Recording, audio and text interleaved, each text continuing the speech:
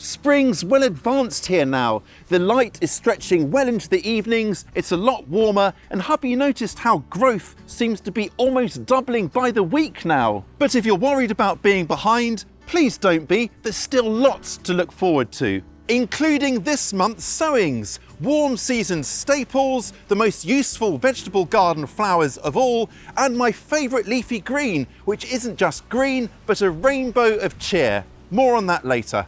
What's your highlight of the gardening year? Picking the first pea pods, the first tomato perhaps, or unearthing those gorgeous smooth-skinned salad potatoes?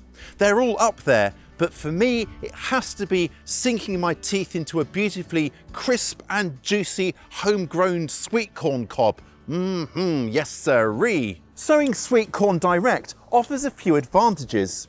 There's no potting mix involved, and it'll save you time potting on and transplanting. It's simply a matter of sowing into warm, fertile soil.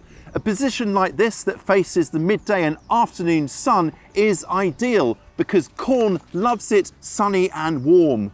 To sow the seeds, just dibber a hole into loose soil about 1 inch or 2 centimetres deep and pop in your seed and then cover it over. And set the seeds about 30 to 40 centimetres or just over a foot apart in a grid pattern. And you might want to sow a couple of seeds into each hole to be on the safe side and then thin them to leave the strongest once they're up. It's really important to plant in blocks rather than long rows because corn is pollinated by the wind. So by planting in a block, you'll have more chance of success no matter which way the wind blows. Nighttime temperatures really need to be above about 50 Fahrenheit or 10 Celsius. So if it's still a bit chilly, just secure in place a row cover of garden fleece like this just until the seedlings are a little bit bigger and the temperatures have warmed up a bit more. Having said all of that, I don't quite trust it enough to sow directly outside. Springs can be very hit and miss here, and that could cause patchy germination. So to be on the safe side, I'm going to sow indoors into plug trays like this to give a much more reliable germination. Now these are a reasonable depth, but you could get an even better start by sowing into deeper plug trays. Something like this would work well actually. These are carrots I sowed earlier, and it would encourage the roots to grow down, but I haven't saved quite enough of these, so the plug tray will do just fine. So I've got a peat-free potting mix here, and I'm just going to add a few handfuls of this perlite here. What that will do is just kind of open it out a bit and create an even freer draining mix. Now there's nothing corn dislikes any more than sitting in cold, claggy soil. So this will help to open it out and improve germination, which our corn seedlings will absolutely love. And then to sow, start by just laying the seeds one on top of each plug like this. Then with them all laid on top, you can just follow through with a little stick or something and poke the seeds down to a depth of around 1/2 inch or 1 centimetre. Now it's warm enough in here for these guys to germinate perfectly smoothly, but if it's quite cold where you are, bring them indoors to germinate, and ideally on a heat mat that would get them really germinating quickly. Then bring them outside once they are up. Now these guys will get planted outside into their final positions at the same spacing as if I had direct sown them, so just over a foot or 30 to 40 centimetres apart. And I will do that towards the end of the month, about 2 weeks after my last frost date, and once the soil has definitely warmed up nice and toastily. Don't let your seedlings get root bound. If it's still too cold when it's time to plant them out, just pot them on into a slightly larger pot so they don't get their roots all clogged up in their plugs. In case you're wondering, I've chosen an early super sweet variety of corn, which will both give me those deliciously sweet cobs that I'm hankering after and up the chances of a decent crop, even if the summer ends up being wet and cool. I should add, by the way, that we've got full growing guides on corn and all of the crops featured today, and I will link to videos on those down in the description below. What's next then? Beans, glorious beans, what is there more handsome? Again, there are two options here. Sow away from the growing areas into plug trays or pots for that extra peace of mind, but also beans work very well sown directly against their supports, whether some sort of trellis or TP cane frame. But if sowing into pots or plug trays improves your chances even a smidgen, well, why not? It means you can get the conditions absolutely perfect for sowing. But of course, once it's warmed up, you can sow direct too. That's just fine. Now I'm sowing two types of beans today, a plain old green bean or French bean and these gorgeous speckled runner beans here. Each will give very distinctive styles of pods, so I'll get nice variety that way as well. The flowers of beans make them worth growing all on their own. In fact, did you know that climbing beans were originally grown purely for their ornamental value? Eating the pods came later. Get the best of both worlds, I say. And sowing them is much like our corn. I'm just going to lay the seeds on the surface like this and then poke them down into the potting mix. Now this time the seeds are a little bit bigger. So for these French or green beans, I'm going to poke them down to a depth of around 1 inch or 3 centimetres or so. And then these chunkier runner beans here, they'll go down to a depth of around 1.5 inches or sort of like 4 centimetres, something like that. And of course, do not forget to label them. It's all too easy to get mixed up a few weeks down the line. I will keep both my corn and my beans lightly watered as they germinate and then grow on. And the beans will go out against their supports as soon as they're big enough to handle, as they'll do fine so long as it isn't frosty. These are destined for my bean arches, and I'll space the young plants maybe 6 to 8 inches or 15 to 20 centimetres apart. Then once they've started growing up, I'll top up the soil with a lovely mulch to keep the roots cool and moist, an essential consideration as beans are of course very thirsty. Do you have a crop that's a little bit of a pain in the bottom, that always throws up challenges, that makes things tricky for you? Well, mine's celery.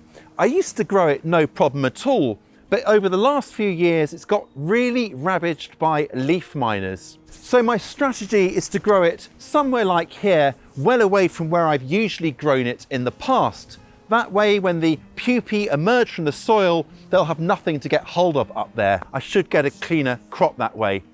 And then once they get going, I'll probably just cover them with some fleece or row cover to make sure that the leaf miners can't fly in and discover them.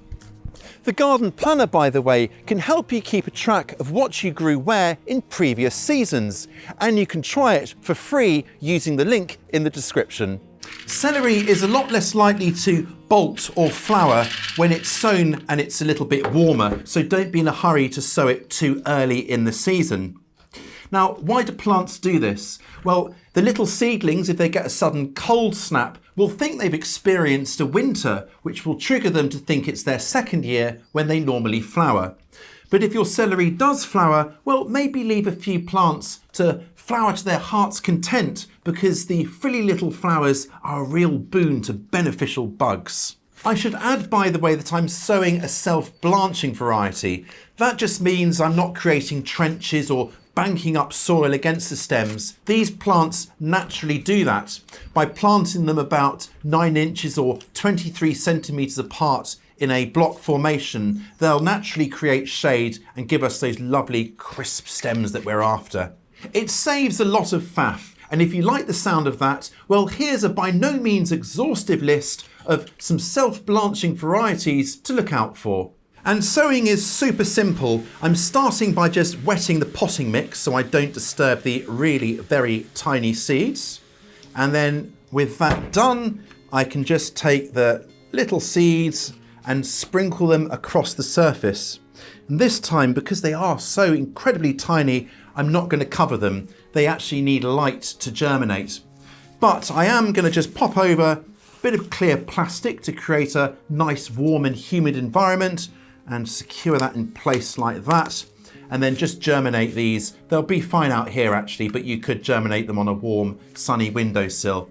Once they're up, I will carefully transfer the tiny little seedlings into their own plugs to grow on. The celery will go out into enriched, moist soil which I'll keep well watered at all times because celery loves it super moist, making this a fantastic choice if you have a very wet area. They'll also appreciate a good mulch as they get going to keep soil moisture locked in. Still to come, my favourite leafy green, but first let's give the bees something to buzz about with two easy growing happy power flowers, borage and nasturtium. The first time I grew borage, I was amazed by how quickly it grew and how much our fuzzy, buzzing friends absolutely loved the flowers, buzzing all over it. Those sky blue blooms are so attractive, and as an added bonus, you can eat the flowers. They give a lovely, refreshing quench to just about any summer drink. Borage can be sown into pots or direct, which is what I'm going to do today. Now, it really loves a sunny position, but will grow quite well in dappled shade as well. So I'm just prepping the soil here by lightly forking it over. That should do. And then let's just scatter a small number of seeds over, and then I'll just sort of lightly tickle it in as well, just like this. There we are. I've actually got a few little borage seedlings in here, and that's one of the joys of borage, is it does self-seed a little bit. The seedlings won't need much care, they can just be watered if it's really dry, but other than that, they'll just kind of take care of themselves. They can cope with poorer soils as well, and these guys I'll probably just move elsewhere to let them grow to their full potential. Another flower that the bees absolutely love is nasturtiums, and these couldn't be simpler to sow. Just poke them in here, there and everywhere, wherever you want them to grow. Now I'm choosing a trailing variety, which I can kind of channel out of the way from other crops or put up supports to grow up and add a really cheering picture of gloriousness. The cheery yellow flowers and the leaves both have a peppery taste and indeed look beautiful and taste wonderful in salads. And you can even eat the seed pods too, so this is a really useful flower.